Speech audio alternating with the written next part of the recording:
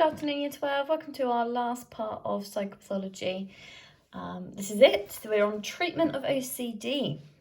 So we've come a long way. We've looked at how we define abnormality.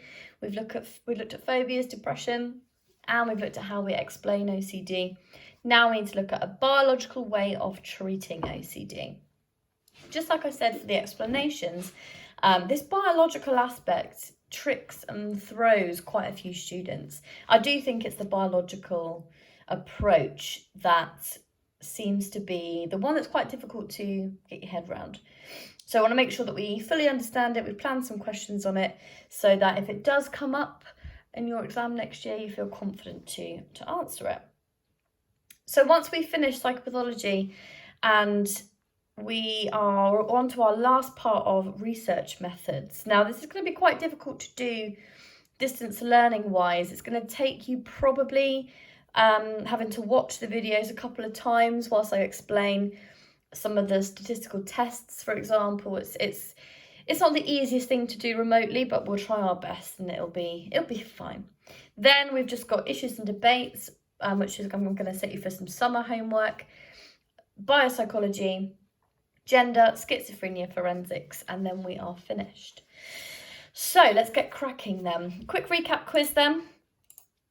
We've got define introspection. What is a natural experiment? What did Moscovici find? What did Gabbett find in memory? And then two psychologists studying what animals, who were they, and what were they studying? So pause this now. Have a quick look through. What do you need to go over? Maybe it's Gabbett, maybe it's Moscovici. Now, you don't necessarily need to know the names of researchers. I would for the prominent ones like Ash, Zimbardo, Moscovici. Gabbett's quite a small study in memory, but still really relevant. So I have a booklet for you that I can give you in Year 13 that has all the research in and all the names. Some people like to attach a name to studies. Some people would rather just know the study and just say one researcher found. You won't get marked down for not knowing the name, but it just shows a little bit of flair if you can remember some of the smaller researchers. Okay, these are the answers here. So you can have a look, compare what you need to go over. Maybe it was you had no idea who Lorenz was or Geese, and that can be where you'd guide some revision. So on to treatment of OCD then. Because it's biological, it's going to be looking at a drug therapy. How do they work is the main part of treatment of OCD. So how does a typical drug treatment for OCD work? How does it, across the synapse, what does it do to increase serotonin? So it is quite technical, it is quite sciencey, but we'll go through it together. So, drug therapy then. Most commonly used for anxiety disorders is drug therapy. So whether you go to the doctors and say, I suffering from, I think I'm depressed or have anxiety or I have any kind of anxiety disorder, usually the first thing they will do is give you antipsychotics or give you drug therapy. They'll say, okay, try this. It will balance out the level of hormones and neurotransmitters, get them to a neurotypical level, and then we can really tackle down in some of the causes. Because for some people, it is just a biological imbalance as to why they are suffering from this disorder. For some, like we know, there is a cause, there is a psychological element to it. And the best way of treatment for anything, any kind of disorder, is both. So having a combination of drug therapy and talking therapy. So the therapy assumes that there is a chemical imbalance, like we said, and this can be corrected by drugs. It either increases the amount in the brain of neurotransmitters or decreases them. And it depends on what you're looking at. So for OCD, we need to increase the amount of serotonin. We need to make sure that that is at a proper balance. Same with dopamine.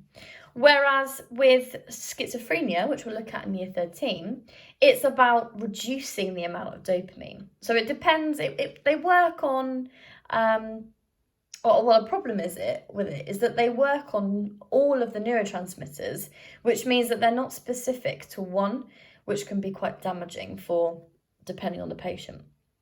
Okay, so what we need to do is from the presynaptic neuron, we need to get across the synapse this drug therapy to try and balance out the number of neurotransmitters so that their symptoms are reduced, essentially.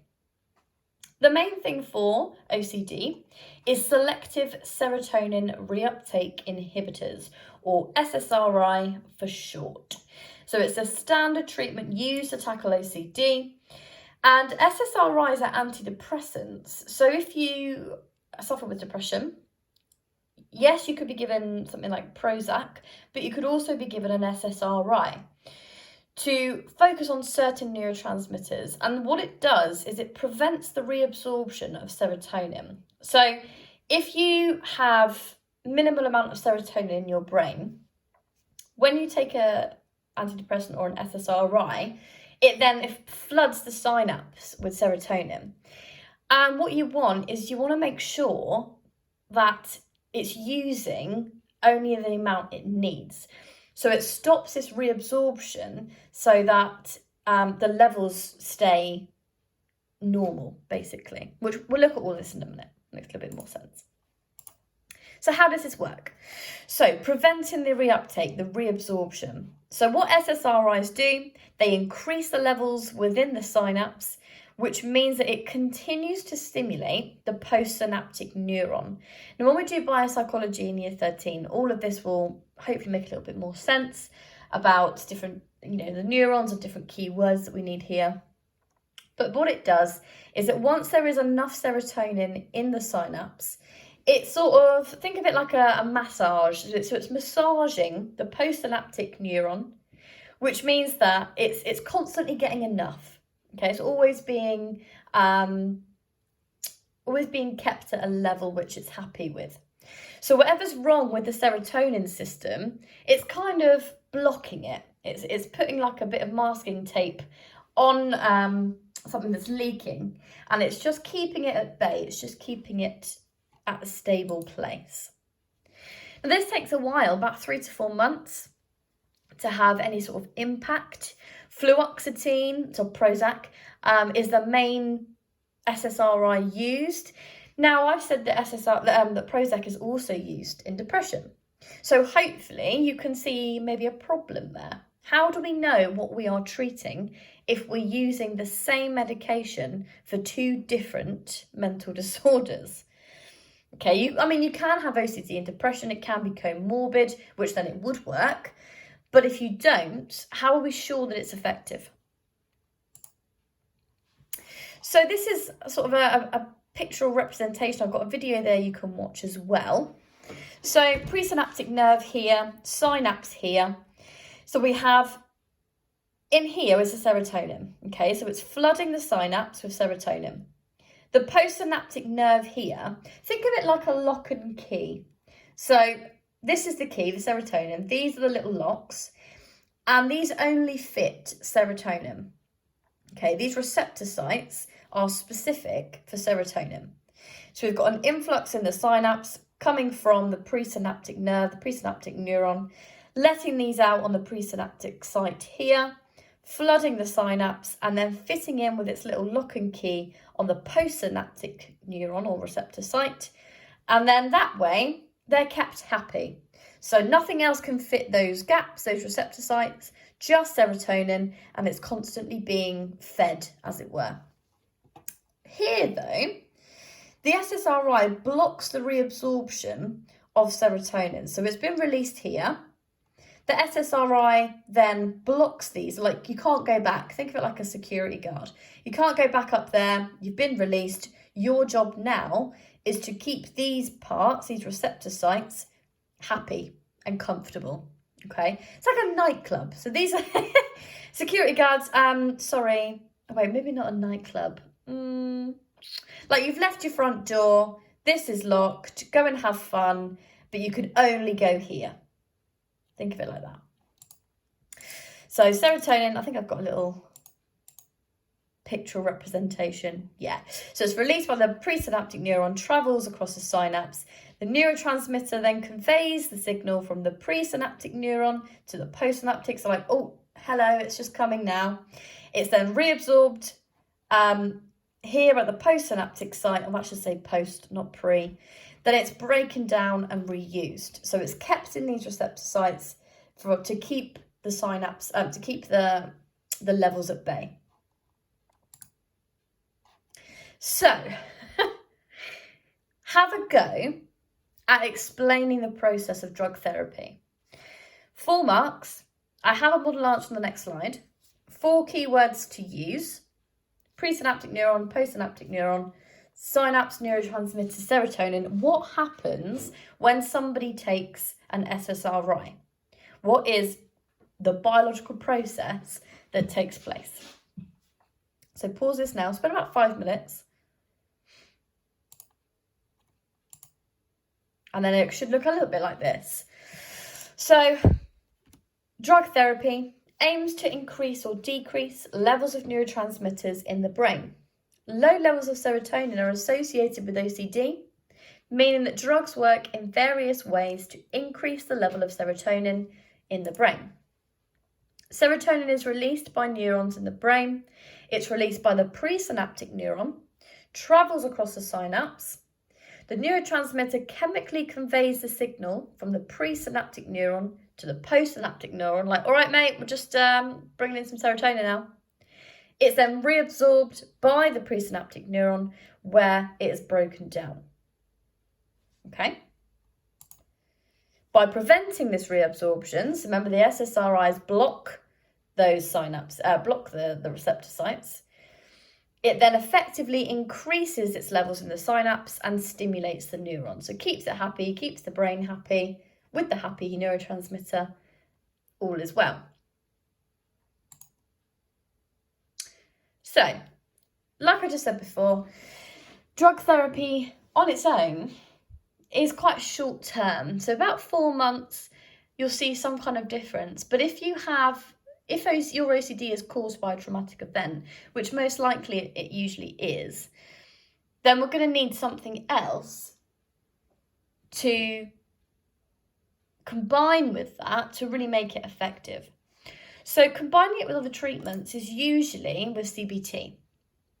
So we'll use cognitive behavioural therapy to really look at those irrational thoughts, delve down into, if you don't wash your hands, you're not going to die. Try and bring them back to reality and give them a sense of normality.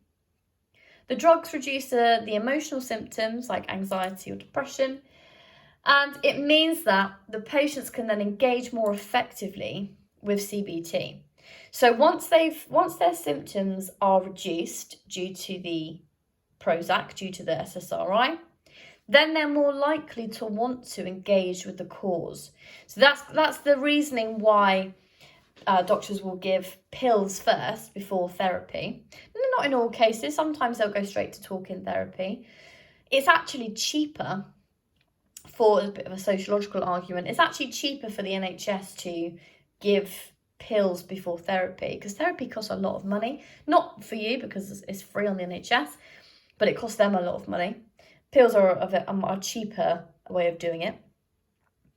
So once they then engage with it, they respond better to CBT alone without the need for medication. So depending on the severity, doctors will say, right, okay, try talk-in therapy. We don't need to give you antibiotics. We don't need to give you SSRIs.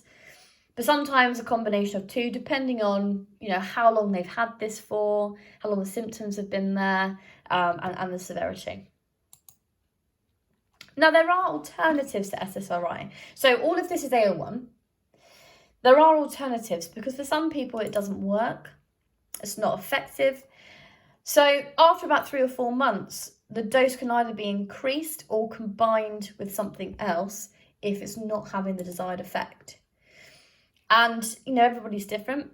Patients respond differently to different drugs. And sometimes that alternative works better. So it's a bit of a trial and error, really. We can't really see that, actually. It's a bit annoying. Tricyclics are An older type of antidepressant, they have more severe, there should be an E, more severe side effects. They have the same effect on serotonin levels, but some of their side effects are like nausea, headaches, are much more severe. Excuse me. And SNRI, which is looking at adrenaline and noradrenaline, is a second line defense. So for people who don't respond to SSRI, and maybe it's not increasing serotonin at a fast enough pace, SNRIs increase serotonin and noradrenaline. So they work on more than one system. Okay, so I'll look at some of the evaluations for that now. I've kind of given some away already. Excuse me. So drug therapy is effective at tackling OCD. There has been some cases, clear research, that SSRIs do work in reducing the severity. Okay, so Sumro is in your book. Drugs are cost effective, they're cheap and non-disruptive. So whereas when we looked at phobias,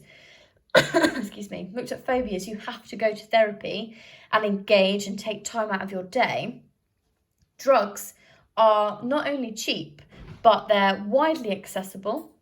You don't need to go and sit and talk for hours on end. They're kind of at your demand. But drugs can have side effects. So although for most people using drugs is effective, a minority receive no benefit. Some may have or suffer from side effects like weight gain, dry mouth, sexual dysfunction, a loss of memory. And coming off a drug is a really slow process, and there's a massive risk of relapse. So it's easy to see why people get addicted to antidepressants, to SSRIs, because they are providing them with something that obviously makes them feel better about themselves, makes them feel happy. But it does take a long time to slowly reduce the amount, which means there is a higher chance of relapse. We have got unreliable evidence for drug treatments, though. And there's a bit of a sociological argument here as well. If drug companies sponsor the research, so they want you to, they are happy to put a lot of funding into a drug for something, then they may get rid of or they may suppress any results that don't support the drug they're marketing. So I'm just trying to think of something contemporary that links to. There was something about Trump taking this unlicensed. I don't think that works actually. But I'm sure there's something out there where they'll minimise or they'll hide, file draw the negative and just publish the positives. So actually the data might not be that trustworthy. Some cases of OCD follow trauma. So although it's widely believed to have some biological origins, whether that be genetic or neural, like we've said, it has different cases. It can be that there's no family history, but there's a life event. And so like we said, if you've been burgled, constantly checking the locks, or if you've suffered some kind of abuse, some kind of hand washing, or something that is your compulsion or an obsession, that's going to be treated completely differently than where there is a family history and no trauma. So for these cases where OCD is manifested because of a life event, drugs won't be appropriate at all. It will be CBT, it will be some kind of talking therapy, which helps them to rationalise their thought process. So not all cases originate in the same way. So this is the essay. Describe and evaluate the biological approach to the treatment of OCD. Spend some time planning it now. What you're going to want to put in there is what we know about how we treat it. So we use SSRIs, how the drug treatment actually works, and then obviously the strengths and weaknesses that we've just outlined.